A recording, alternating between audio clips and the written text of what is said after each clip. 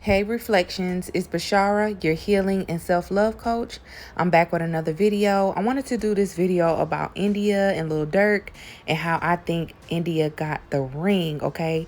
So if you're into these type of videos, videos about love, healing, relationships, definitely subscribe to this channel, like this video if you like it, and leave your comments down below. Also, I do want to let you guys know that I do have a healing and self-love course coming out. So if you're dealing with a lot of like daddy issues, you're going to have a hard time attracting love, okay? So definitely click the link in my description box where you can sign up for my email list and you can be notified exactly when that course drops. If you have daddy issues, mommy issues, I have a course coming up for that, so we can heal and get the love that we want and desire, okay? Now, before I get into the video, I do want to say, no, I do not know Lil Durk or India on a personal level.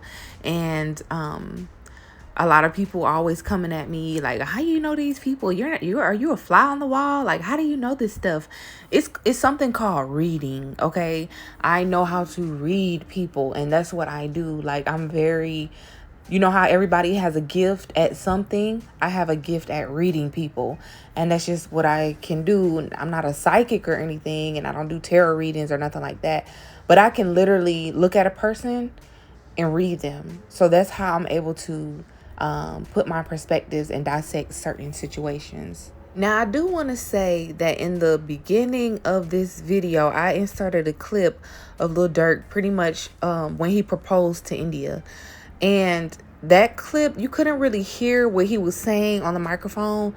But if you could go like on Instagram or on YouTube, there's people who have videos out of that night or whatever, and it's better audio. But you could pretty much hear Durk speaking on the microphone a little bit more clearer than what I have.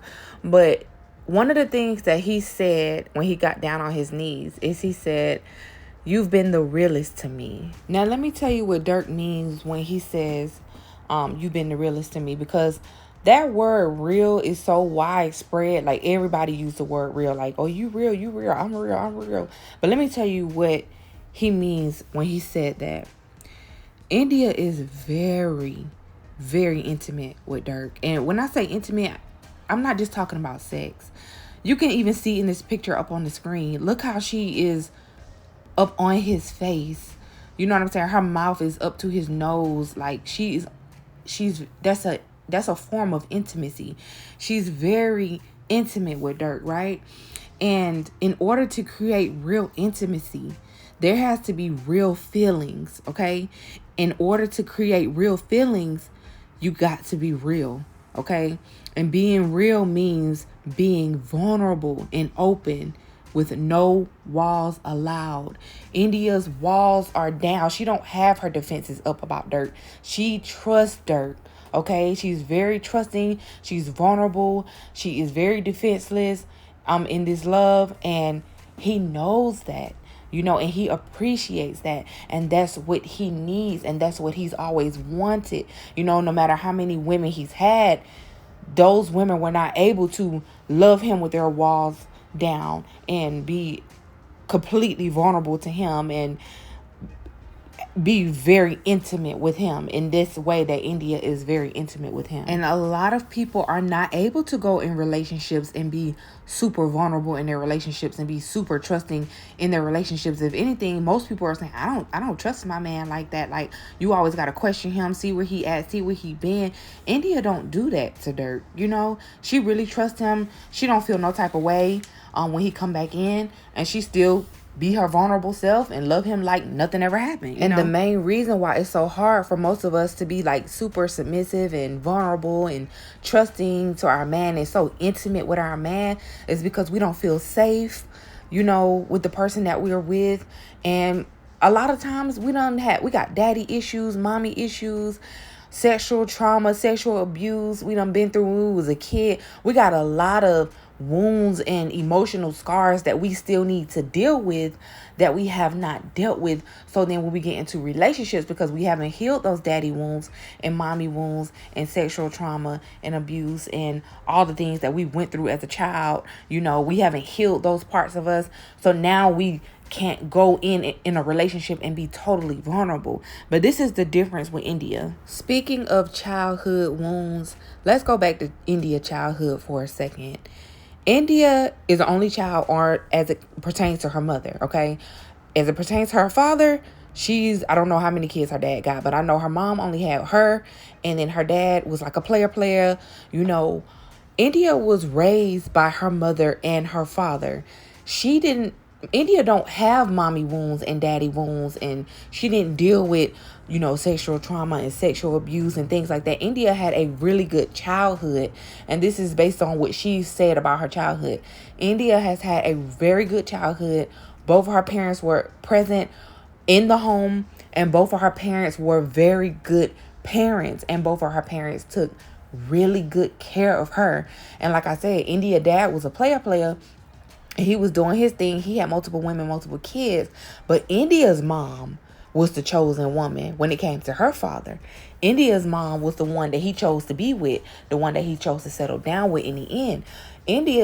India's mother is a really good mother. India's parents spoiled her, adored her, gave her everything she wanted, everything she needed.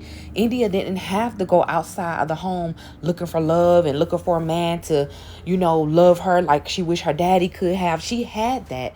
She had everything, when it comes down to a basic foundations of what a child needs to have healthy relationships for the rest of their lives.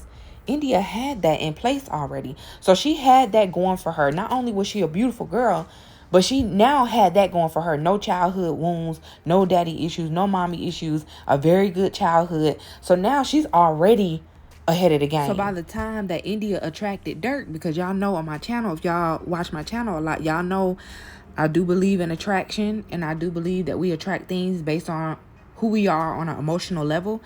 India attracted Durk because she was emotionally clear. She was emotionally clear and free, and she was beautiful, and she was prepared. She was prepared to keep him. Not only did she attract him, she was able to keep him because, like I said, she was emotionally free. She don't have a lot of scars and wounds on her. You know what I'm saying? So she was exactly what Durk needed. You know what I'm saying? He was scarred and hurt. You know what I'm saying? So he needed someone that's not hurt, that can actually love him, and he feeds off of that, And not only that she don't have any childhood wounds and things like that, as far as that is concerned, with her mommy and daddy issues and sexual trauma and most things that stop people from loving, India had her parents. Like I said, they spoiled her, adored her, gave her everything she needed. She really didn't need a man for anything. So like Durk said in his song, the India Part 1, where he was like, she don't go crazy about no money because she used to it. India already had everything she needed as she was growing up. You know what I'm saying? She never really needed a man for anything. So she don't really spend Durk money like that. Even though Durk had all that money, India is not money hungry. She don't spend his money like that. She's very frugal. No matter how much money Durk got, India still be very frugal. She don't be shopping and buying this and buying that like Keisha Kayor and stuff like that. She's not that type of girl. She's still very frugal and very concerned and cautious with his money, and he appreciates that, And